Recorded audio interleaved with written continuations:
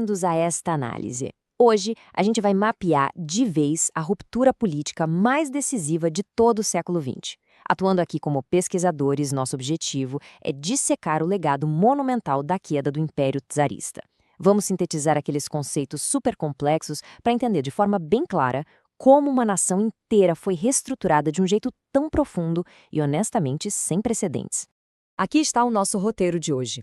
Vamos cobrir desde a queda do czarismo, passando pelas revoluções de fevereiro a outubro, a construção do novo Estado, a era de Stalin, o impacto global de tudo isso e, finalmente, o grande dilema: emancipação ou ditadura?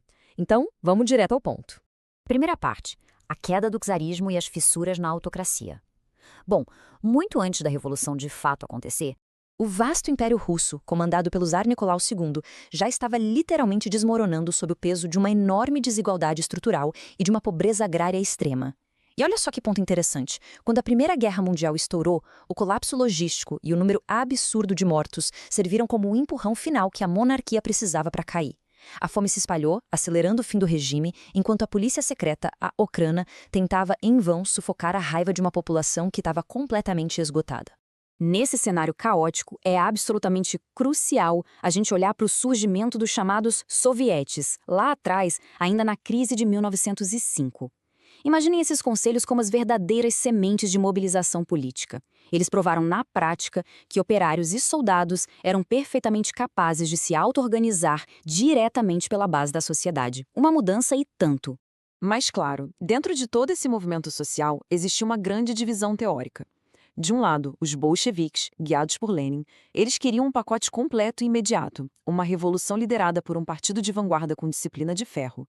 Do outro lado, em um contraste tremendo, a gente tem os mencheviques. Eles batiam muito na tecla de que a sociedade precisava de uma transição gradual, passando antes por etapas de amadurecimento político e econômico, antes de sequer pensar em socialismo puro.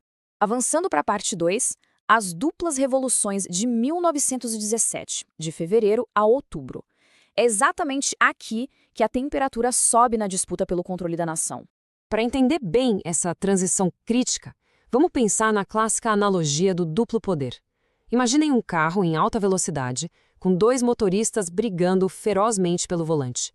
De um lado, você tem o recém-formado governo provisório, de caráter liberal, que insistia teimosamente em manter a Rússia na Primeira Guerra Mundial. Do outro lado, puxando a direção oposta, os radicais sovietes liderados pelos trabalhadores urbanos. Evidentemente, era uma situação insustentável. E é aí que entra uma sacada política genial. As famosas teses de abril de Lenin conseguiram quebrar esse impasse político usando uma propaganda extremamente simples e direta: paz, terra e pão. E por que isso ressoou tanto? Porque mirava no sofrimento imediato do povo. Era a promessa de paz para os soldados no fronte, terra para os camponeses que passavam fome e pão para os operários exaustos nas cidades.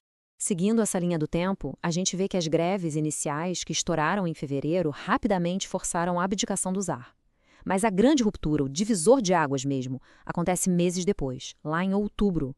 A insurreição armada dos bolcheviques, coordenada de perto por Lenin e Trotsky, finalmente derruba o governo provisório, toma o Palácio de Inverno e desmantela o velho mundo quase da noite para o dia.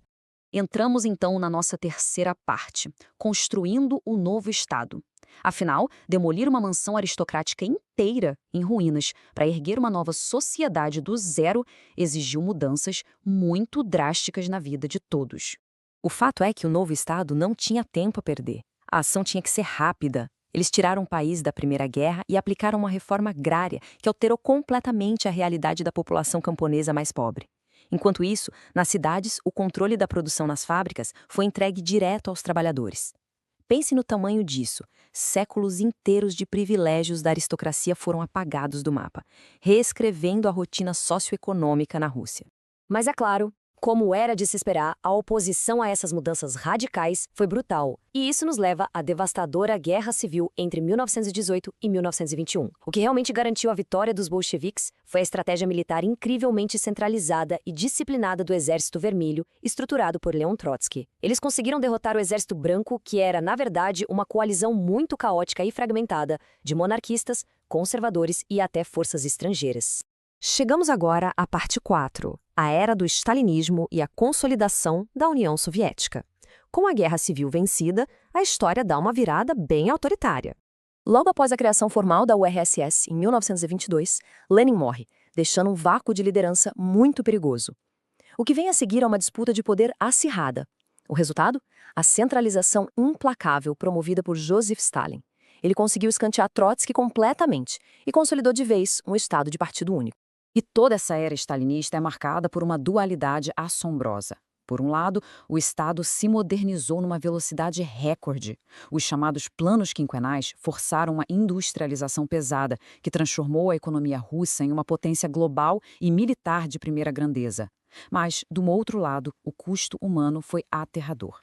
A coletivização forçada da agricultura causou desastres e o regime se apoiou numa censura severa, no terror da polícia secreta, em expurgos e naquele sistema aterrorizante de campos de trabalho forçado, os gulags. Modernização acelerada de um lado, violência estatal sistemática do outro. Tinta à parte, impacto global. O que aconteceu na Rússia passou longe, mas muito longe, de ficar contido apenas em suas próprias fronteiras. A escala de influência de tudo isso pelo mundo foi sem precedentes. A criação do Comintern acabou inspirando diretamente movimentos políticos e socialistas em países como China, Cuba, Vietnã, e se espalhou profundamente pela América Latina e pela África. E a consequência disso foi imediata, provocou reações anticomunistas enormes pelo globo, e no fim das contas foi o que desenhou o palco da Guerra Fria. Inclusive, até o cinema e as artes viraram ferramentas poderosas de propaganda estatal durante toda essa enorme polarização internacional. E assim a gente chega à nossa sexta e última parte: emancipação ou autoritarismo. O papel de qualquer bom pesquisador agora é pesar todas essas visões contraditórias oferecidas pelos dados históricos. É exatamente nesse ponto que a historiografia se divide num debate imenso. Nós temos pesquisadores de peso, como Eric Hobsbawm e Sheila Fitzpatrick, que argumentam com base em dados super consistentes de modernização social. Eles destacam a alfabetização em massa da população e uma mobilidade social sem precedentes para os trabalhadores urbanos e camponeses. Porém, em contrapartida, historiadores como Richard Pipes e Orlando Figes direcionam os holofotes para o outro lado da moeda: o regime ditatorial de partido único, a supressão das liberdades individuais e a enorme violência sistêmica do Estado. O grande detalhe a ser notado aqui é que essas duas realidades tão diferentes aconteceram rigorosamente ao mesmo tempo. Observando essa distância gigantesca entre aqueles belos ideais marxistas originais e a realidade prática de um regime tão autocrático, a gente precisa encerrar com uma provocação.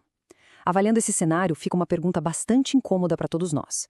Será que o sucesso estrutural de um projeto revolucionário pode, em algum momento, ser separado do seu custo humano devastador?